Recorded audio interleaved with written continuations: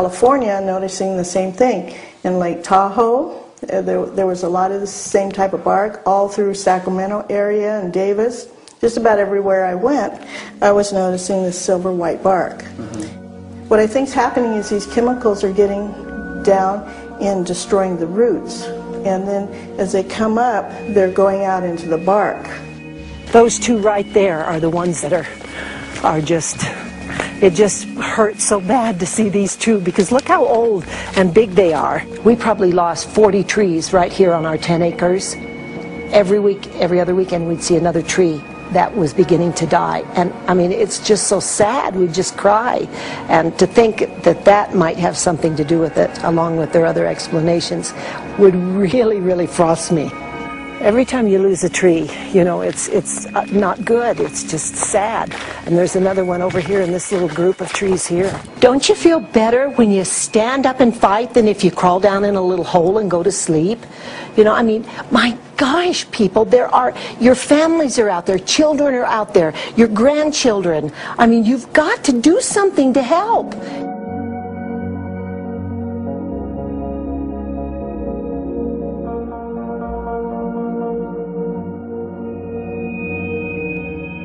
My greatest hope is to get people to question, and hey, if they don't wake up while we're there, I'm hoping to plant some seeds. We're going to the most beautiful place on the planet, Hawaii, to see what's going on, collect some data.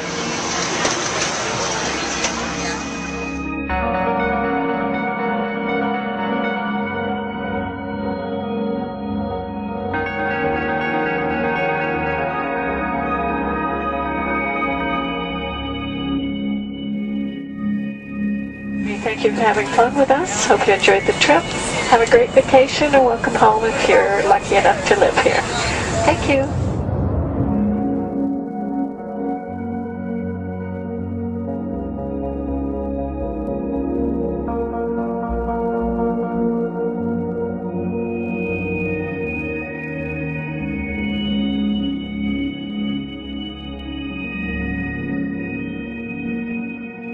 The whole valley's off the grid, so it's either solar, wind, or generators.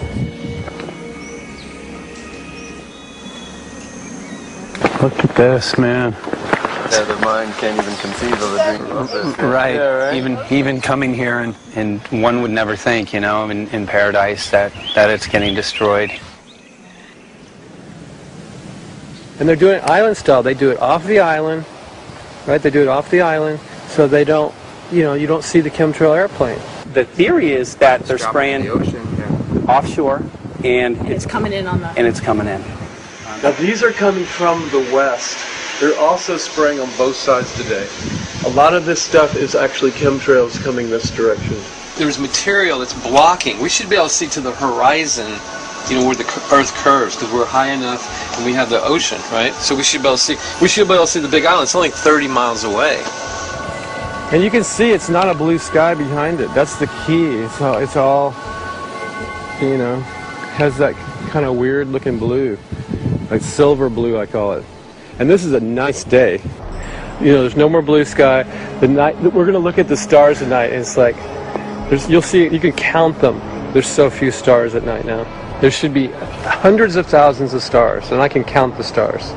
There's like one here and one planet here. It's like you might see, some nights you'll see 100, some nights you'll see 10. This is what concerns me, this kind of stuff right here. It's just soft. Okay. This just comes right off, this bark. That's not natural. For I've seen hundreds of thousands of coconuts and I've never seen it falling apart like that. Look at this, you guys. I've never seen anything like this. I used to trim trees all the time in Big Island. I've never seen anything like that. That's why I'm concerned. Not an easy task that you have here on the island. I could see the skepticism because it is so far beyond anybody's reality.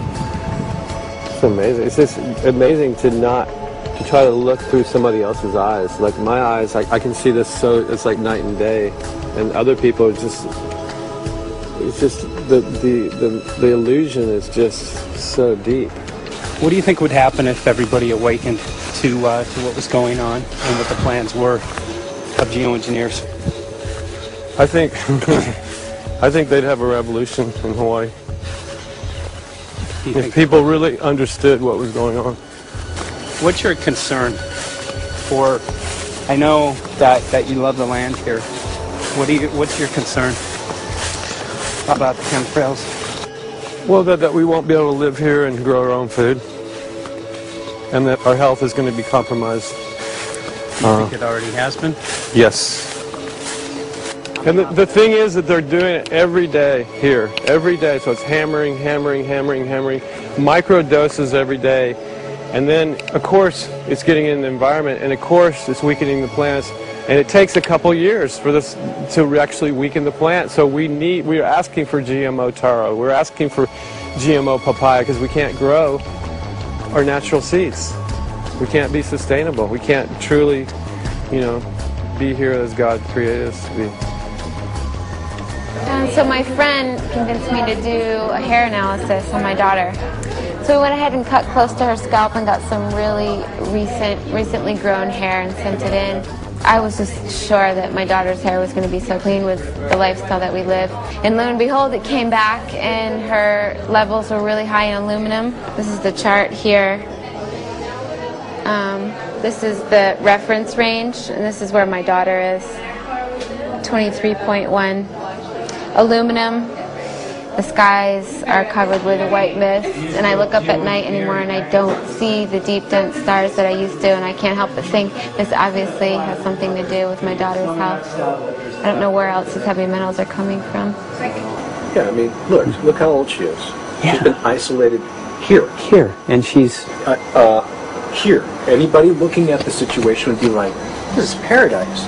This child should be like superhuman. Organic foam. And here you are getting all this heavy metal stuff. And she has the highest level of aluminum on the chart. Never had a vaccine either. Folks, these people are playing God. They are playing God. They're manipulating the weather and they're spraying stuff into the sky. They are trying to geoengineer everything, including your plants and trees and your ocean. Well, tonight, we're just hoping that instead of not looking at it, you'll start looking into it, because I really believe from the bottom of my heart that we are in a real crisis. I really do. They are proposing dumping 10 to 20 million tons of aluminum into the upper atmosphere. What does aluminum do? It changes the pH of soils, which is toxic to plant life. Also, it's very toxic to human health.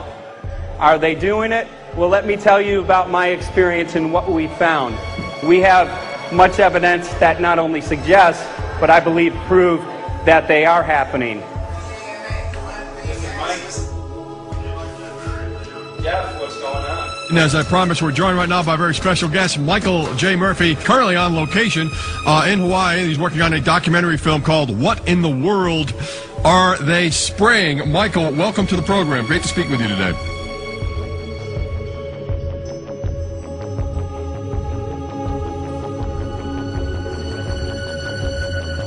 I had a friend who recently, he's always looking at things from a different perspective. He's a bit of a conspiracy theorist, you know. And he says that whenever the president comes to L.A., there's no spraying that week.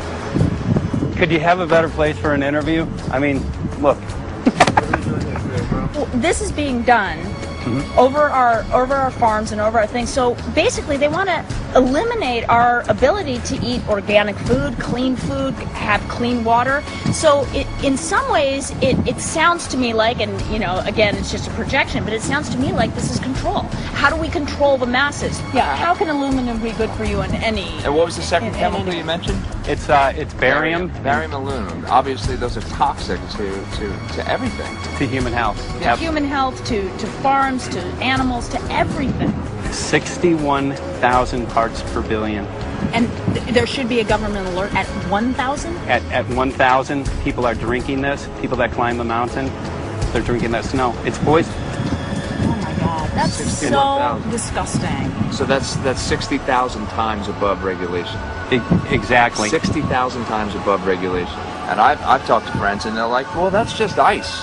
That's just condensation. And I'm like, you can talk to a second grader. Ice doesn't float in the sky and spread out that way, you know? You're not an expert, but you're a concerned citizen who said, wait a second. Who's actually doing the research. Yeah, you're doing the research, and that's what we need to do as Americans and say, you know what, I want to know what's going on. I want to know what the FDA is doing to my food. I want to know what the government's doing with my air, my water, and the soil.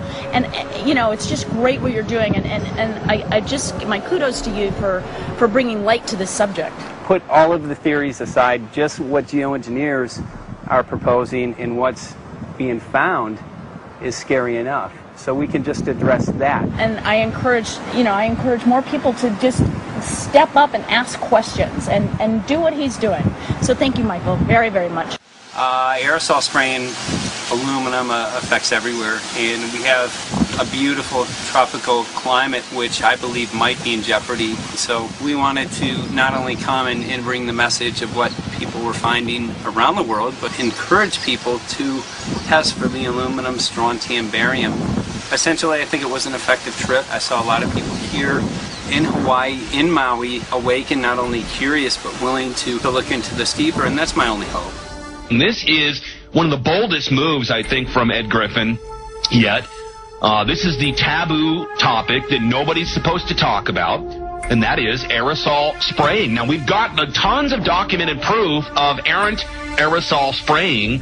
It just blows my mind that the whole essence of humanity has always been to look up into the sky and ask why.